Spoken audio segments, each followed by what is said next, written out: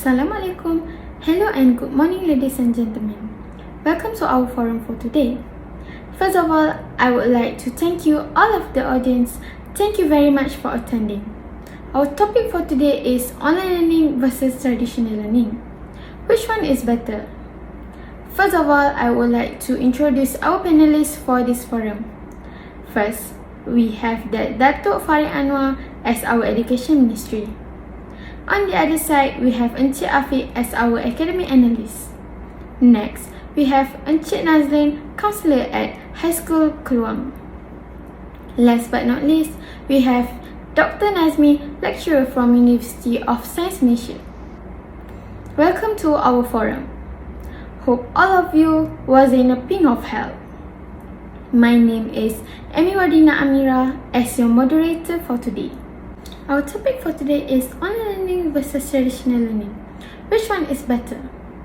Due to pandemic COVID-19, our education has been started to use online classes since the epidemic spread widely to our country and many more countries started in March 2020. Meanwhile, many of us are used to traditional classroom and learning where the teacher teaches 30 to 40 students at a time and no one knows whether or not the student understand what is being told. Therefore, this sort of study is not considered more successful than online study. Without wasting our time, my first question to our first panel, Dr. Nazmi, can you tell us more about how is the education in our country respond to COVID-19? Thank you, moderator, for choosing me. As we can know, we are now in the hot topics about online learning versus traditional learning, which is happen now in the pandemic COVID-19. The learning must be go on, and we do not want our students to keep falling behind. So, the initiative to solve the problem, our Ministry of Education has made a decision to do the online learning whether it is in the university or in school. Every student must go online learning to learn the subject. As for me, I think online learning is more effective than traditional learning because it gives you more time freedom. The reason is the student can open study videos at their own time, which is they don't need to go to institution to attending for lecture. For me, it saves their energy from going to school or class. Students can also learn and complete online courses within their time frame as compared to traditional learning. Secondly, it gives you more proper education by expert in particular subject. It takes less time to learn much because the expert teach particular topics in less time. The most important thing is everyone can learn through e-learning platform from their institution provided. Students don't need to schedule the lots of time to acquire the new courses. They can learn through their own device and at any time and anywhere. This is my point of view. Thank you. I will pass back to our moderator. Thank you for your good explanation, Dr. Nazmi. So let's move on to our next panel from Education Ministry, Datuk Farid Anwar. Thank you to Ms. Amy as a moderator. First of all, I would like to explain to you what is traditional learning. Traditional learning is students must participate in class physically and face-to-face with the instructor, where students need to practice self-discipline and it also hold the student accountable for all assignments and participation in class. Based on current situations of pandemic COVID-19 and almost 70% of Malaysians already got their vaccinations, it is time to us to conduct traditional based learning to give more studies vibe, self-responsibilities and self-motivation. This because we need to prepare the best candidates to secure their future. In traditional based learning, students can actively participate and get more understanding while making an argument. Also, explanations toward the instructor or lecturer to get more information. We need to agree that students always focus when they participate in traditional class because they always had the advantage of assessing the instructor during class instruction if a question should arise. A lot of students may delay themselves in participating in group discussions if conducted through online while will maintain if conducted face-to-face or physically. Next, traditional-based learning allows students to give the assignment and accepted by the instructor or lecturer in person. Assignment and tasks can be submitted by hard copy and eliminates the concern of computer complications or the non-compatibility of software with the campus. Thank you, Datuk Farid Anwar. That was a great point to be said.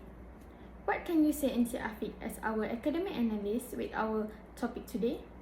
Online learning or traditional learning is better?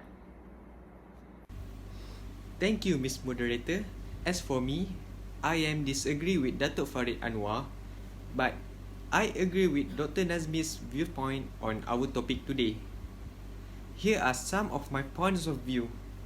The benefit that I see from the student are that they can learn faster while online, that they can learn at their own pace, that they can reread or skip through the subject as they choose.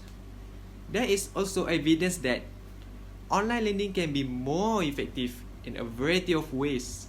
According to research, online learning improves information retention while also taking less time. On average, students retain between 25% and 60% more material when learning online, compared to only 8% to 10% in a classroom setting. Thank you. I will pass back to our Miss Moderator. I think I agree with your points about online learning, but I have to hear explanation from our next panel, which is Counsellor at High School Keluang, Encik Nazlin. Thank you to our beautiful moderator, Miss Amy. First and perhaps most importantly, I am afraid I disagree with Datuk Nazmi, but I agree with Datuk Farid Anwar's point. I think face-to-face learning is more effective due to the attention of students to their teacher's lecture is more rather than online learning. This is because of no external distraction like at home. For example, sometimes at home, there is construction workers are doing their work and will make noise. This interference will distract students' focus from their learning. When student focus is distracted, they would not able to understand their teacher's lecture. Other than that, students also have the responsibility in their house. Sometimes, parents do not know how online classes works. Some parents assume that online classes only need their child to be in front of the laptop without doing anything. So, the parents will order their child to do house chores. Unlike when they are in school, the focus is entirely towards their teachers. This is because of no external distraction that can make student focus distracted. Besides the teachers' lectures, post-learning activities is essential to ensure all the students understand what they are learning. Psychology student at an Australian institution completed written exercise, a class discussion, and a written test on 2 academic themes. One topic had face-to-face activities while the other had online activities with pieces counterbalance between the two groups. According to the findings, students preferred to conduct activities in person rather than online, but there was no significant difference in exam performance between the two modes. Students choose face-to-face class discussion in their written responses, saying that they felt more involved and received more immediate feedback rather than they did in online conversation. Thank you. I will pass this discussion to our moderator, Miss Amy. Thank you, Encik Nazlin. That was a great point to be said. So, all panelists, is there any opinion want to be added? Thank you, moderator. Now, I would like to add some of my opinion. According to research, more than 75% of academic leaders feel that online education is equal or superior to on-campus learning. Almost 70% of chief academic officers believe online learning is a critical component of long-term educational strategies. There are many benefits of taking classes online. Online programs make a college degree more accessible for many students. Those who are working full-time and who live far from the college campus. Online classes also give students more autonomy over their learning and allow them to work at an individualized pace. However, are online classes right for everyone? Today, about 1 in every 4 students claim that they learn better via online classes. This means that 3 out of 4 students still feel they perform better in traditional classroom. When weighing online classes versus traditional classes, it is most important to consider your own unique learning style and scheduling needs. One of the obvious benefits of online classes is the level of flexibility you get. You can continue working, running the household, and take classes at all once. While online students receive deadlines, there is more flexibility around what their day. They can choose when we will study, complete assignments, listen to lectures, and more. With a traditional class format, there is often a lack of flexibility. You must attend your classes in person, meaning there is usually a commute and strict scheduling involved. That's all for my opinion. That's all for my opinion. Thank you. I will pass back to moderator. Thank you, Dr. Nazmi. So, Encik Afiq, anything you want to add to support Dr. Nazmi? For my conclusion, there was other advantage include parents becoming more involved in their children's education and gaining a better understanding of their children's learning level. Furthermore, student attitude have shifted significantly in the last year. According to a recent global student survey, 78% of Malaysia tertiary students prefer online learning to traditional face-to-face session if the fees are lower. Other countries are showing a similar trend.